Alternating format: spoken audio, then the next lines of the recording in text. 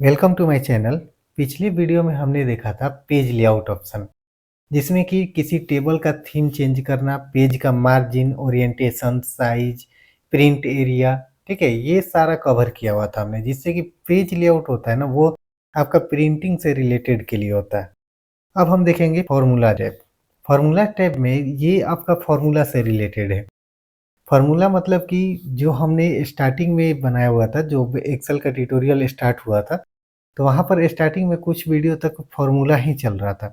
तो ये फॉर्मूला यहाँ से कलेक्ट किया गया था, या फिर ये कह सकते हैं कि वो फॉर्मूला जितना भी हमने यूज किया था ना, वो सारा फंक्शन यहाँ पर आपको मिल जाएगा।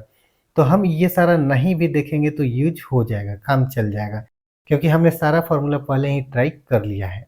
अब इसमें हम देखते हैं कि यहाँ पर एक मिलता है इंसर्ट फंक्शन। ये इंसर्ट फंक्शन उसके लिए हो सकता है जिसको फॉर्मूला याद नहीं रहता, ठीक है, या फिर जिसको फॉर्मूला अप्लाई करने में प्रॉब्लम है। ये एक्सपर्ट के लिए नहीं है। जितना देर में आप यहाँ से यूज कीजिएगा, आप फॉर्मूला यहाँ से मैनुअली टाइप कर लीजिएगा। तो हम अगर फॉर्मूला याद नहीं रखते हैं तो उसके लिए ये फंक्शन काम का है। जैसे हम यहाँ पर कुछ से एक सेल सेलेक्ट किया हमने। अब इस सेल में हमें कुछ नंबर को जोड़ना है।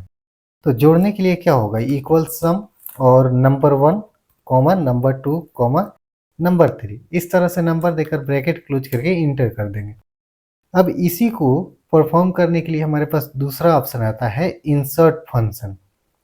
इंसर्ट फंक्शन जो होता है ना, ये भी सेम फॉर्मूला अप्लाई कर सकता है।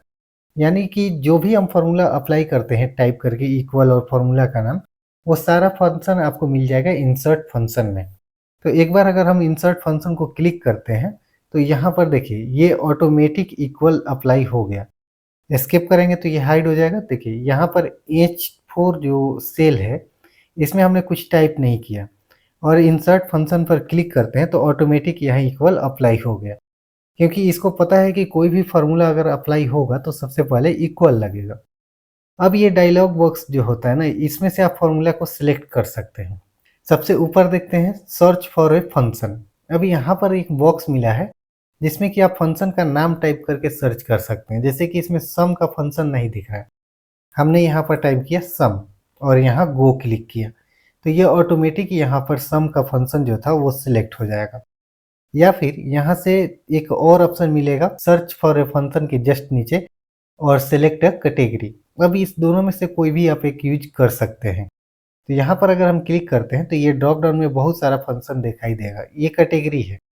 अब जो यहाँ पे कैटेगरी दिखाई दे रहा है ना, वो यहाँ पर बाहर में दिखाई देगा। फंक्शन लाइब्रेरी ग्रुप जो है, auto sum, recent formula, financial, logical, text, date, time, lookup, ये सारा फंक्शन आपको यहाँ पर देखने को मिल जाएगा। तो हम या तो इस डायलॉग बॉक्स का यूज कर लें, या फिर मैनुअली हम ये सारा फंक्शन को यूज कर लें। दोनों एक ही बात हुआ। और इसमें हम क्या करेंगे कि फंक्शन हमने सेलेक्ट किया सम का। अब यहाँ पर एक एग्जाम्पल भी दिखाई देता है। अब जिसको फंक्शन नहीं पता सम का कैसे यूज होता है, क्या होता है, उसके लिए यहाँ पर एक हिंट मिलेगा। नीचे में जैसे सम को सिलेक्ट किए, यहाँ पर लिखा हुआ है सम और ब्रैकेट में लिखा हुआ है नंबर 1 कॉमा नंबर 2, और उसके नीचे लिखा हुआ है adds all the number in a range of cells. तो यहाँ पर आपको पूरा डिटेल्स भी मिल जाएगा कि ये सिलेक्टेड फंक्शन क्या होता है। जैसे हमने यहाँ पर सम इफ सिलेक्ट किया, ये सम इफ का भी डिटेल्स यहाँ पर नीचे में मिल जाएगा। तो हम अभी सम को सिलेक्ट करते हैं और ओके करते हैं, तो यहाँ पर एक और डायलॉग बॉक्स मिलेगा। अब इस डायलॉग बॉक्स में बाय डिफ़ॉल्ट कुछ रहता नहीं है।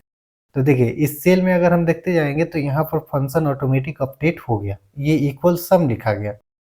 अब इस डायलॉग बॉक्स में अगर हम जाते हैं तो थोड़ा सा इसको नीचे रखते हैं। यहाँ पर सम लिखा हुआ है और यहाँ पर दो बॉक्स दिया हुआ, नंबर 1 नंबर 2। अगर हम पहले वाले सेल में नंबर टाइप किए 10, और दूसरे वाले सेल में जैसे ही क्लिक करेंगे तो एक नया सेल ऑटोमेटिक यहाँ पर ऐड हो जाएगा। इसमें भी हमने टाइप किया 20, और थर्ड वाले बॉक्स में जब क्लिक करेंगे तो फोर्थ का बॉक्स ऑटोमेटिक क्रिएट हो जाएगा। मतलब हमें कुछ करना नहीं है, यहाँ क्लिक करके अपने नंबर को इंटर करते जाना है। और ये क्या करेगा, नीचे में आप यहाँ पर देख सकते हैं सारा सम होता चला जा रहा है। जैसे अगर हम जोड़ेंगे तो ये 60 हो जाएगा और नीचे में 60 दिखाई दे रहा है। अब नंबर 4 में हमारे पास कोई वैल्यू नहीं है तो हम इसको ऐसे ही छोड़ देंगे। ओके करेंगे तो यहाँ पर आपको 60 दिखाई देगा, और फॉर्मूले बार में भी देखेंगे तो यहाँ पर भी आपका एक फंक्शन अप्लाई हो चुका है। दूसरा, अगर हमें जोड़ना हो, जैसे कि हमारे पास ये सेल है और इस सेल में हमने कुछ नंबर टाइप कर दिया। अब इस सेल को जोड़ना है इस फंक्शन के थ्रू, तो इसको इंसर्ट फंक्शन को क्लिक करना है। उसके बाद हमें जाना है यहाँ से अपना इंटरेस्टेड या रिक्वायर्ड फॉर्मूले को सिलेक्ट करेंगे, ओके करेंगे। अब यहाँ पर पहले सेल में हम क्या करेंगे कि ये सारा एड्रेस दे देंगे और दूसरे सेल में कुछ भी नहीं लिखेंगे, ओके कर देंगे तो यहाँ पर रेंज मिल गया हमें। ओके करेंगे तो ये ऑटोमेटिक यहाँ जोड़कर मिल जाएगा। तो ये काम है इंसर्ट फंक्शन का। अब यहाँ पर जैसे हम ये देखते हैं कि यहाँ पर हमने लिखा 20 और यहाँ पर लिखा 50। अब यहाँ पर इफ़ का कंडीशन अप्लाई करना है। तो इफ़ के कंडीशन के लिए हमारे पास इफ़ कंडीशन ये रहा इफ़ कंडीशन। अगर इफ़ कंडीशन नहीं मिलता है, सर्च करने में दिक्कत हो रहा है, तो यहाँ से आप टाइप करके भी सर्च कर सकते हैं। जैसे हमने टाइप किया इफ़ और गो किया तो इफ़ ऑटोमेटिक सिलेक्ट हो जाएगा। ओके करेंगे तो यहाँ पर एक और डायलॉग बॉक्स मिलेगा। अब यहाँ पर आपको मिलेगा लॉजिक। लॉजिक में हम ये सिलेक्ट करते हैं कि ये सेल ग्रेटर देन होना चाहिए 0 का, और इसके बाद लॉजिक हो गया लॉजिक टेक्स्ट और वैल्यू इफ ट्रू। जब ये सही होगा तो इसका वैल्यू क्या होगा, तो यहाँ पर हम क्या करेंगे, देखिए वैल्यू देंगे यस। यहाँ पर हमने यस दे दिया वैल्यू इफ ट्रू में, और यहाँ पर हमने दे दिया नो, तो ये आपको नो दिखाई देगा।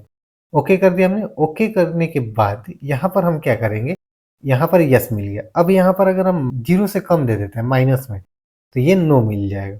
तो इस तरह से आप फंक्शन को अप्लाई कर सकते हैं, लेकिन ये लिमिटेड है, आप इसको ना ही यूज करें तो ही अच्छा है, क्योंकि इसमें हम यूज करेंगे ना तो ये काफ़ी कॉम्प्लिकेटेड हो जाता है, हमें याद रखना होता है कि कौन से बॉक्स में क्या देना है। अब यहीं अगर हमें फार्मूला अप्लाई करना होता है तो हम बेसिकली जो बेसिक फार्मूला होता है उसके अकॉर्डिंग हम इसको बहुत जल्दी यूज कर सकते हैं, लेकिन अगर हम डायलॉग बॉक्स यूज करते हैं तो थोड़ा सा कन्फ्यूजन हो जाता है।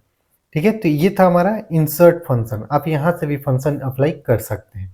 इसके बाद हमें मिलता है ऑटो सम। ऑटो सम जो ये फंक्शन हमने देखा वही सेम फंक्शन आपको यहाँ पर भी मिलेगा, एवरेज। और ये क्या करता है कि ऑटोमेटिक अप्लाई हो जाता है, इसीलिए इसका नाम ऑटो सम है। जैसे हमने कर्सर रखा है यहाँ पर और ऑटो सम को क्लिक करेंगे, कोई भी यहाँ से फंक्शन को अगर हम सिलेक्ट करेंगे, बाय डिफॉल्ट ये सम होता है, इसलिए इसका नाम पड़ गया ऑटो सम।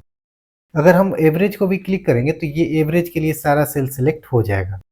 इंटर करेंगे तो इसका एवरेज निकल जाएगा। अगर हम यहाँ पर फंक्शन के ऊपर क्लिक कर देंगे, ऑटो सम के ऊपर जहाँ पर इसका आइकन है जो सिग्मा की तरफ दिख रहा है, और इसको ओके कर देंगे तो ये ऑटोमेटिक सबको सम कर देगा। तो ये ऑटो सम बाय डिफॉल्ट होता है, ऐसे नहीं है कि ये सिर्फ सम ही कर सकता है। इसके ड्रॉप डाउन पर क्लिक करेंगे तो बहुत सारा फंक्शन अप्लाई करेगा, और नीचे मोर फंक्शन में जाएंगे तो ये सारा फंक्शन दिखाई देगा जो कि इंसर्ट फंक्शन में दिखाई दे रहा था। इनडायरेक्टली ये इंसर्ट फंक्शन के बेस पर ही काम करता है। रिसेंट यूज फंक्शन, ठीक है, अभी हमने सम इफ ये सारा फंक्शन देखा था, ये आपको यहाँ पर दिखाई देगा। जरूरी नहीं है कि आप रिसेंटली यूज किए वो यहाँ पर दिखाई दे ही। और यहाँ पर आपको इंसर्ट फंक्शन यहाँ पर भी मिलेगा, तो सेम है, ये भी इनडायरेक्टली इसी को कॉल करता है। तो ये हमारे काम का नहीं है, काम का है क्योंकि हमने इसको पहले ही पढ़ लिया है, सीख लिया है। ठीक है, अब ये हमारे किसी काम का नहीं रहा। हम जो फॉर्मूला स्टार्ट में अप्लाई किए थे वो सारा यहाँ पर मिल जाएगा। अब यहाँ पर फाइनेंशियल फार्मूला, यहाँ पर पीपीएमटी, एफपीएमटी, आईपीएमटी, पीवी, एफपीएफ जो हमने देखा था, जो काम का फंक्शन था, जो हमारे यूज लाइक था, वो हमने यहाँ पर बता दिया था। लॉजिकल में अगर जाते हैं तो इफ एंड और ये सारा फंक्शन हमने देखा था, इफ एरर, इफ एन, ठीक है, ये सारा हमने फंक्शन देख लिया था। टेक्स्ट में जाते हैं तो टेक्स्ट में भी हमने upper case, lower case, stream, left right function, ये सारा हमने देखा हुआ था।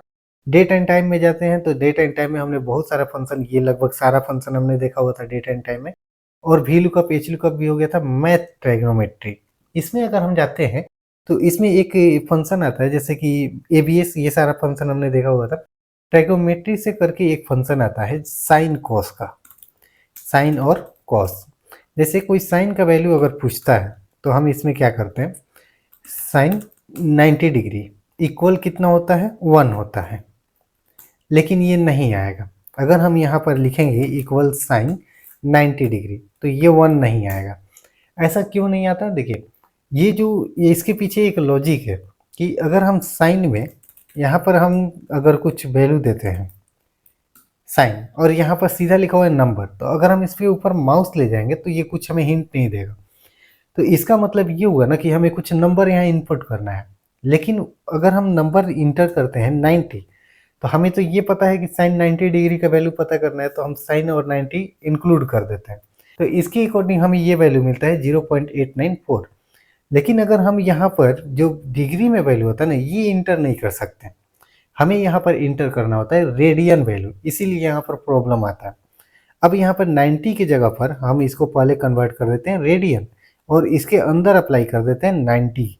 तो अब ये क्या हो गया, साइन रेडियन 90 डिग्री। जो रेडियन होता है वो एक नंबर एक्सेप्ट करता है और उस नंबर को डिग्री मानकर उसको रेडियन में कन्वर्ट करता है। अब साइन 90 डिग्री इक्वल 1 आएगा। इसको एक डिटेल समझते हैं। जैसे देखिए, अगर हम यहाँ पर रेडियन लिखते हैं, रेडियंस, अब यहाँ पर पूछता है एंगल क्या है, तो एंगल हम जो भी देंगे उसको ये डिग्री में मान लेता है और इस डिग्री को रेडियन में कन्वर्ट कर देता है। तो ये 90 डिग्री का रेडियन वैल्यू हो गया 1.5708।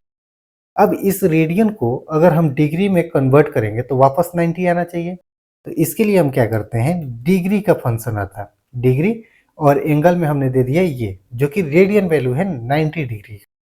ब्रैकेट क्लोज करते हैं, इंटर करते हैं, चेंज हो गया।